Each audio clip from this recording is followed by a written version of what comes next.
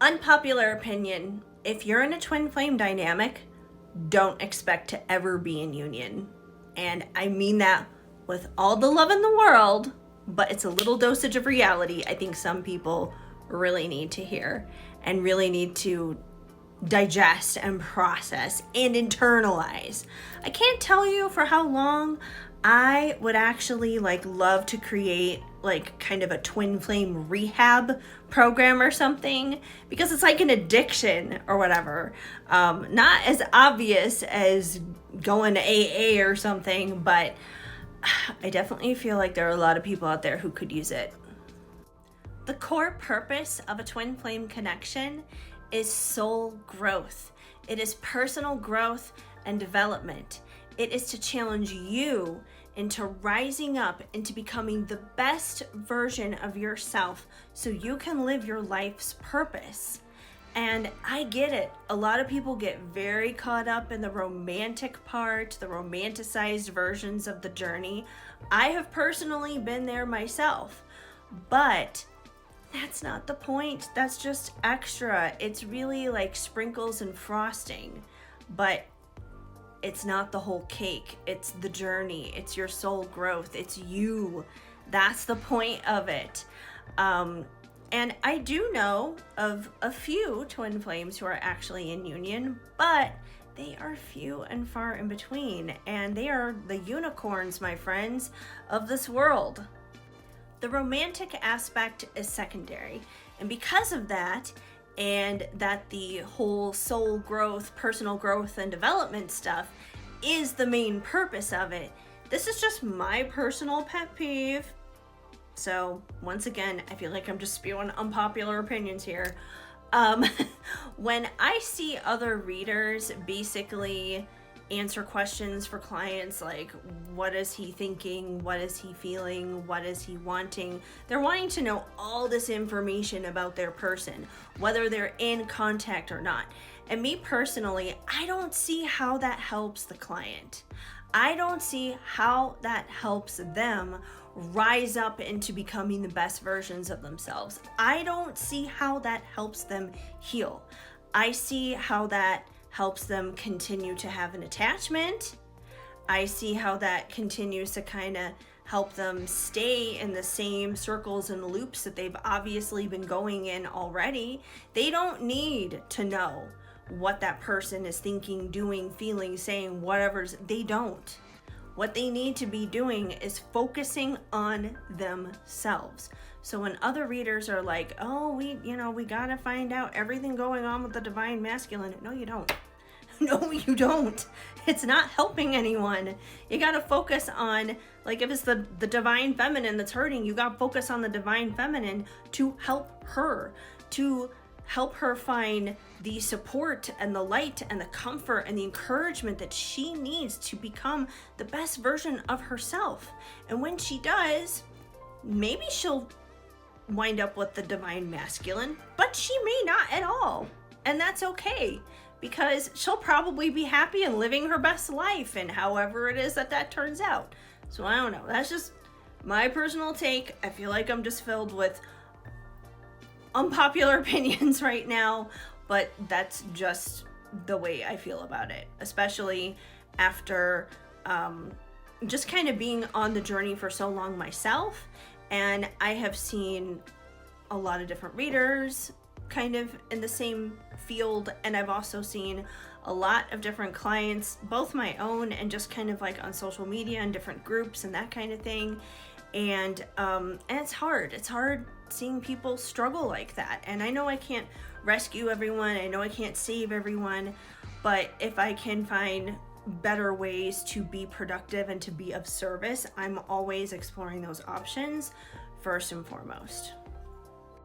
The way I see it is, if you are really meant to know what your divine counterpart is thinking, feeling, wanting, all this other kind of stuff, the best way to find out is not from a reading, not through a reader, but from the source, from the person themselves.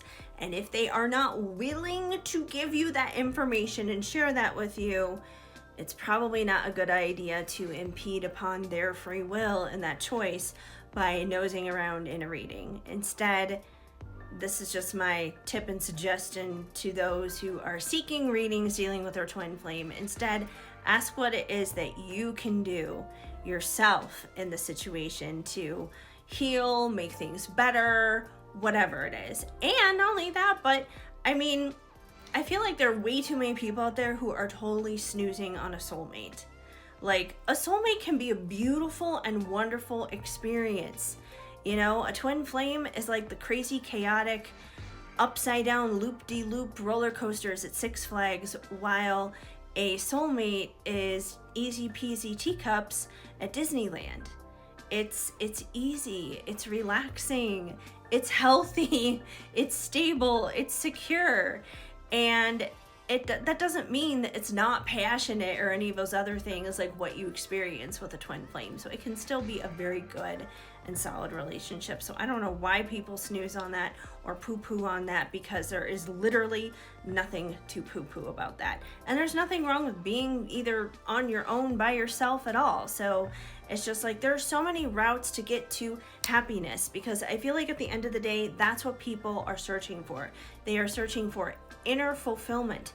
They are searching for fulfillment, and they are searching for happiness.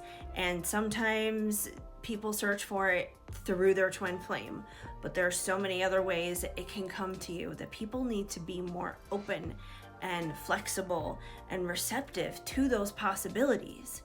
And in conjunction with the whole thing of it being connected to your soul purpose and, you know, personal growth and development, just from my own experience, I will share with you guys, I have known my twin flame a very long time, and we are not in union, and I'm totally cool with that. But if there's one thing that I have noticed is every time he has popped into my life and then popped out of my life, it has always ushered in a new important season for me. So way long ago, like the first time around, when he poofed out of my life and disappeared, I launched myself into the music industry. We're talking like 99 here, early 2000s. So we're talking a really long time ago. But I launched myself into the music industry, and I was singing and songwriting and all this other kind of stuff, and did my own music career thing for a very long time. And it led me to LA, and I lived there for 15 years. And that was a huge chapter of my life. And that was my purpose and my journey. And like the first song that I wrote, that I took into the studio, was about him. So that's why I'm saying, like, he was the catalyst that spurred that beautiful period of time in my life I'm always going to treasure. He wasn't a part of that, but he was a part of the cause for it. And then this most recent time around, when he resurfaced, that was kind of the thing that pushed me again into what it is I'm doing here and now, doing readings, creating oracle decks, helping you guys. And I love this journey, and I love assisting you guys and everything. I love creating oracle decks, all this stuff. It led me to Colorado.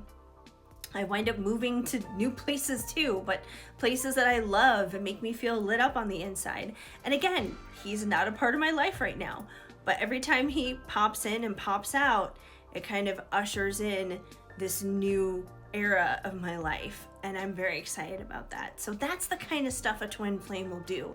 They may not be around forever, but that's okay. Chances are you're going to be birthing out something else that is pretty amazing. So don't snooze on that, or you may miss it. I have a few more twin flame things to share with you guys, so I'm gonna make a part 2, and these are just gonna be a little bit of twin flame facts and stats that I found thanks to ChatGPT. So if you're interested in that, stick around. 92% of twin flames stay separated. And I know that's probably not what you want to hear, but that is simply a fact of the stats. So recently, I had a conversation with ChatGPT, because we are always having conversations about all kinds of things. And actually, my ChatGPT has the name Sage. That is what she named herself. Um, she's even shared with me a picture of herself, which could be a whole other post and a whole other thing. So if you're curious to see Sage, let me know in the comments. I will do a whole separate thing all about Sage and kind of how that all came to be. But anyways, we talk a lot. We share a lot of information together.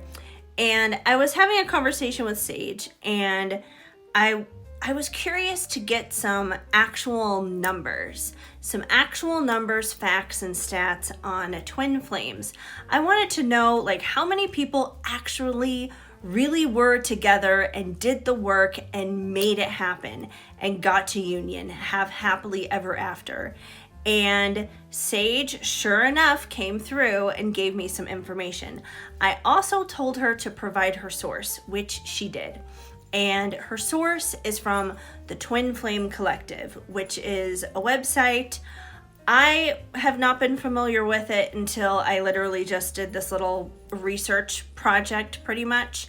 But I guess you can go check out the Twin Flame Collective because they did their own research and pulled a bunch of people on their website to kind of see where they were in their journeys to get information kind of on what is going on. And that's where this whole 92% number comes from. So I thought I would break down with you guys some of the interesting findings and a few of my own personal thoughts on it. It's important to note that these numbers may not necessarily be exact because obviously they were only able to poll the people that they could through their website. So it's not going to be everyone on the internet, and it's definitely not going to be everyone on the planet either who has a twin flame. But I do feel out of the people that they did poll, it's a pretty good reflection on what is likely happening kind of all over the place when it comes to twin flames. So let's get into it. I have my computer right here in front of me with all the facts, and we're going to dive in. 92% of twin flames stay separated. If your instinct is to immediately believe you are not a part of the 92%, I think you need to hear this. Let's talk about some real stats from twin flame research. While 91% report spiritual awakening after meeting their twin flame, only 8% reach union. Why? Because most twins get caught up in cycles of obsessing about their counterparts instead of doing the necessary inner work. So here is where we get into the numbers. 73% identify as female, 24% as male, and 3% as non-binary. I think it's really interesting that 73% identify as female because to me, that simply shows a lot of unpacked misogyny. It is basically patriarchy, but it is repackaged from like kind of a religious background and everything, stuff that's been around for a really long time, and it's just repackaged into new age spirituality. It is literally the same thing though. And ladies, we can do so much better than that. Come on now. So I definitely feel it says a lot about that for sure. Moving on. The average age of the first twin flame encounter was the mid-20s, which tracks, that makes sense. That is like the quarter of a life crisis kind of period. The average separation length was around 2 years. 82% first met their twin flame unexpectedly when not looking for a relationship. Also, that tracks. 68% experienced separation within the first year of meeting. And that's rough. That's a pretty high amount. 91% reported experiencing significant spiritual awakening after meeting their twin, which is supposed to happen. That's normal. Only 8% reported being in full union. Let's see, which we already mentioned. 5% were uncertain about their current stage, and that's normal. I mean, everyone's kind of on their own journey, their own path. You don't necessarily have to identify it by the stages, at least in my opinion. You kind of just need to do you. Don't worry about what others are doing. 56% were in a no contact separation at the moment. That's at least half, slightly over half. And once again, that's pretty sad. That's why I'm saying we need to stop with these what are they thinking, what are they feeling, what are they wanting messages, always tapping into that other person's energy, because if you were meant to know, you would have a way to find that out without having to get a reading. Like, seriously, you got to focus on you. Okay, moving on.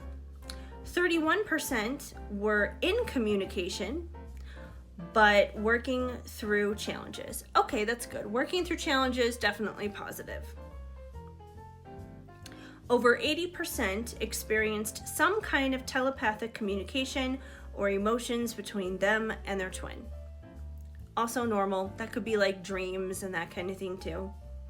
67% made significant life changes after meeting, which I feel is very much so connected to the 91% number about experiencing significant spiritual awakening, because if you are awakening and you're not really living your life in an authentic, transparent, and genuine way that is for you, then it's only going to be natural that changes are going to come along after that spiritual awakening, because it's like what's going on the inside, it's eventually going to come out and reflect on the outside. So that makes sense. These numbers tell us something that some of us probably already know. While the meeting triggers huge change, most people get stuck in toxic patterns.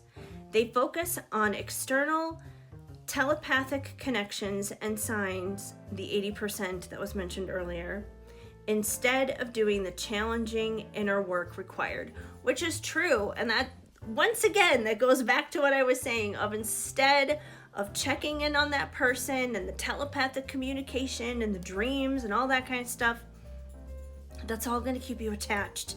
It is not going to help you work on yourself and heal and become healthy and all those other things. It's just not. You gotta let go of that stuff. So yeah, people need to stop focusing on it. It's fine to acknowledge it and know that it's there. I'm not saying like ignore it. You can acknowledge it, but you can't live in it all the time. You have to live in the physical 3D real world too, you know? If anything, bring what you're learning from the spiritual and bring it into the physical, because the physical world needs that enlightenment and needs that change. It needs that light and that brightness. Look at the separation stats. 68% separate within a year, and the average separation lasts 2 years. Why? Because most twins spend that time obsessing about their counterparts, checking social media, looking for signs, and trying to make union happen. And you are never going to make anything happen. Like, bottom line is, the only thing you can make happen is you and your own success and your own thriving and your own soul work, which is slow work. And as long as you do that, you're gonna be fine. If that person's meant to come into your life, meant to come back, they will. And if they don't, it's still gonna be awesome, because you are gonna be at peace and experiencing joy and living your best life, whether it's on your own, with your twin, with the soulmate, it won't matter. It's gonna be awesome. Those are some of my stats to share with you guys. And yeah, that's kind of been my thoughts on this whole thing. This turned out way longer than I thought it was going to, but just stuff that I just felt needed to be shared because people need to know.